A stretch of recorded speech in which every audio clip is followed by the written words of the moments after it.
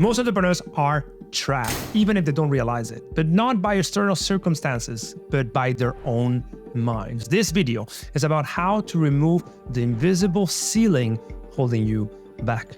I'm talking about your limiting belief, the source of the nagging voice telling you that you're not going to achieve your goals, that you're not good enough, that all of this is not worth it.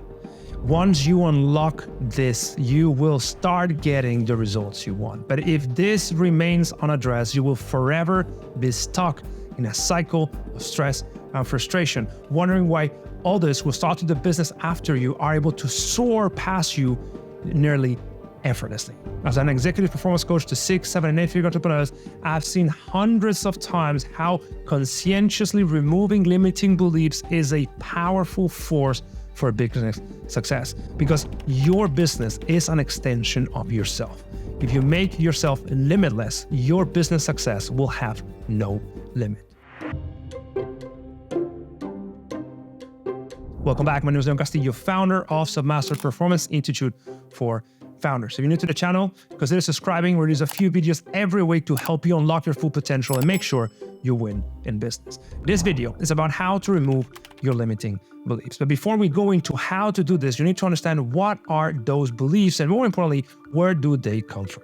And the first step is realizing that we as humans are living two lives at the same time. One is the real life, the things that happen outside of our own minds, and then is our internal life. How do we interpret what happens outside of our mind?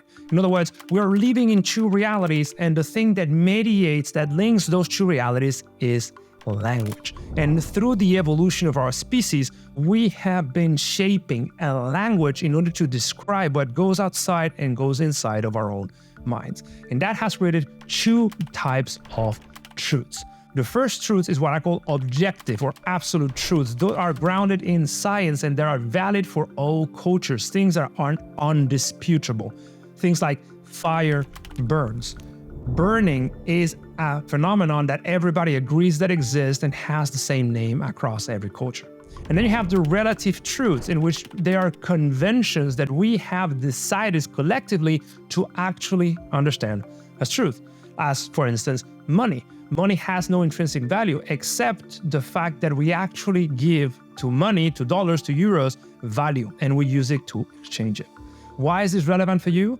Because throughout your life, you have been living a reality in which absolute truths and relative truth had been shaping it. And at some point, you started believing relative truths, so things that are not true for you, as absolute. And you have been limiting the scope of your possibilities because someone else instilled in you a limiting belief and you were not even aware of it. Every time, for instance, that you try to start a new business and you tell your friends who are not entrepreneurs and they tell you that is super hard, it will never work. Or when they tell you that 90% of startups fail, or when they tell you you cannot become a millionaire in your 20s, all of those things that are likely true for most people don't necessarily need to be true for you. But if you accept them as truth, they will indeed shape your outcomes. So those limiting beliefs are just unchecked statements that you have accepted as truth. And your identity is a summation of every script, truth, and belief that you have accepted as truth. So the first step is to start peeling back the onion, challenging every belief that you have in your journey as an entrepreneur. And instead of trying to prove yourself right, because most likely you are not right about the path ahead because you have never walked it, instead try to prove yourself wrong. Try to see where are your blind spots.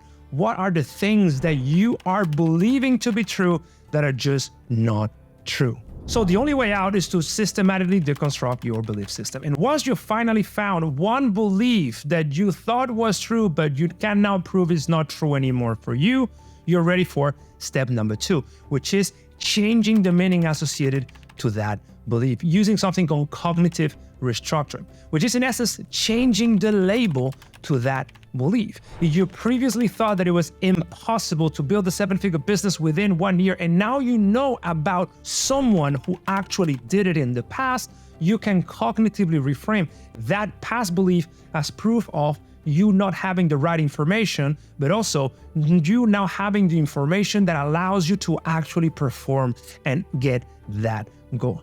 So your job as an elite performer is to stack proof that you are able to become who you want to become. And cognitive reframing is a wonderful tool that comes from cognitive behavioral therapy to help you do just that. Challenge negative thoughts and beliefs and replace them with positive thoughts and beliefs that trigger the behavior you need in order to become whoever you want to become. So step number 2 is, once you have identified that belief, is find evidence that this belief is wrong and change the meaning associated to it so you can start doing the things you previously thought were not possible. But this is still not enough, because this one core belief that you right now accepted, if you make it a part of yourself and every day you start building it up, your life will be exponentially easier. And that type of belief is what Albert Bandura called self-efficacy. See, Bandura was a psychologist that in the 1980s and 90s, he developed his self-efficacy theory. Self-efficacy, in essence, is a strong belief in your agentive capabilities. What does that mean?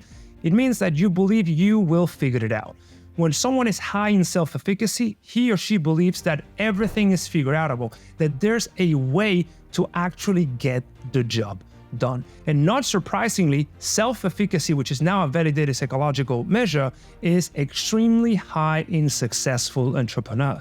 Because entrepreneurship is the art and science of systematically solve problems at scale. And you cannot solve problems you don't believe you have the ability to do so. So self-efficacy is literally the core belief you need to succeed in life. You don't need to be an entrepreneur. You just need to wholeheartedly believe in your ability to figure things out. Some people call this agency. So on top of challenging limiting beliefs that you realize are not true anymore and changing the meaning associated with them so you can do new things that prove those wrong, it is absolutely fundamental that you cultivate self-efficacy. And you cultivate self-efficacy by consistently daring to achieve things that are outside of the circle of competence, things you haven't never done before, things you are fearful about but still excited to achieve, and go after it until you achieve them. The more self-efficacy you're able to build up, the easier you will over time get the job done.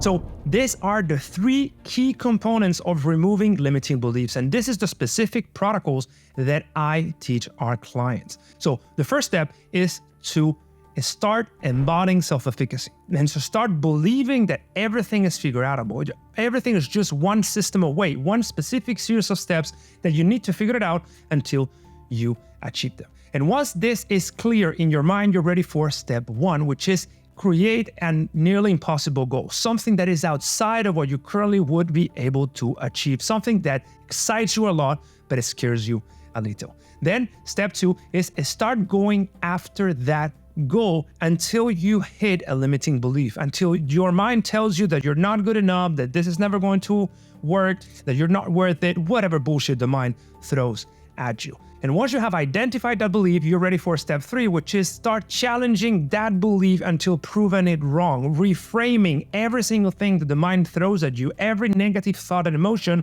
as proof that you're working on the right thing. Step 4 is to persevere consistently until successful. And step 5 is to look for feedback. At the end of every day and every week, look for feedback about how well you're performing, how much of those limiting beliefs you're destroying, and how much more able you are becoming of figuring things out. And I'm going to give you a personal story of how I specifically applied this in the past. See, when I first started this business Selfmastered, this requires a lot of content creation and a lot of writing, which is something I've never done in the past. In fact, my English speaking level was not as good as it is a few years ago. So I had these limiting beliefs about how am I supposed to grow this business in this creator-led marketing era in which we live in if I don't even speak English well and I've never written in English. But then what I did is I set the goal to get to 6 figures in 6 months. The first limiting belief was that you're not good enough in marketing to make it work. Now, in the past, I have done business development in China and in Brazil. I have written, albeit for Spanish newspapers all around the world, and I've been traveling. Even though I was not writing in English, I was negotiating in Chinese and in English. So I had experience with international audiences. It's not that I haven't been exposed to them, I just have not really written anything about performance, but I had still the ability to do it. So what I did is I started believing that I could figure it out, and I started writing like a maniac, writing my own ads, writing my articles, my scripts, my posts, everything.